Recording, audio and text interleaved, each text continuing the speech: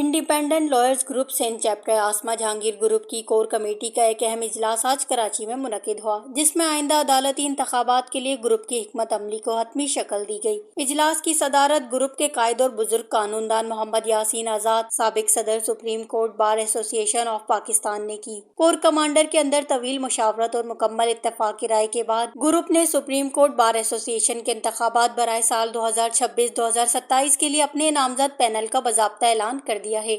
Independent lawyers group ने सिंध की नशिस्तों में नायब सदर के लिए जाम आसिफ महमूद, एग्जीक्यूटिव कमेटी के मेंबर के लिए अरशद मुबीन अहमद और इजाज अहमद ऐवान को मैदान में उतारा है। आसमा जहांगीर ग्रुप तारीखी तौर पर पाकिस्तान में कानून की बालादस्ती, अदलिया की आज़ादी और आइन की सरबराही का लंबरदार रहा है। नामजद उम्मीदवार इन बुनियादी इक़दार की अक्कासी करते हैं और वो हर इस तहरीक में पेश रहे हैं जिसका मकसद कानूनी निज़ाम के जमहूरी ढांचे का तहफ़्फ़ुज़ और अदलिया को बैरूनी दबाव से आज़ाद रखना है। आइनी जद्दोजहद के साथ साथ ये ग्रुप पाकिस्तान भर के वकला की फलाह बहबूद के लिए भी मुकम्मल तौर पर वाकिफ है। मौजूदा पैनल एक ऐसे विजन के साथ सामने आया है जिसका मकसद पेशेवराना महारतों में इजाफा, इदारा जाती मुआवनत के निज़ाम को मजबूत बनाना और वकला बरादरी को दरपेश अमनी मसाइल को हल करना है। अपने इख्तितामी खिताब में जनाब मोहम्मद यासीन आजाद ने उम्मीदवारों पर मुकम्मल एतमाद का इजहार किया। इन्होंने इस बात पर जोर दिया कि इंडिपेंडेंट लॉयर्स ग्रुप बार के अंदर जमहूरी इक़दार का मुहाफ़िज़ है और इन्होंने अहद किया कि नामजद पैनल मुंतखब होकर पाकिस्तान भर के वकला के वक़ार और हकूक़ की बुलंदी के लिए इंतहा काम करेगा।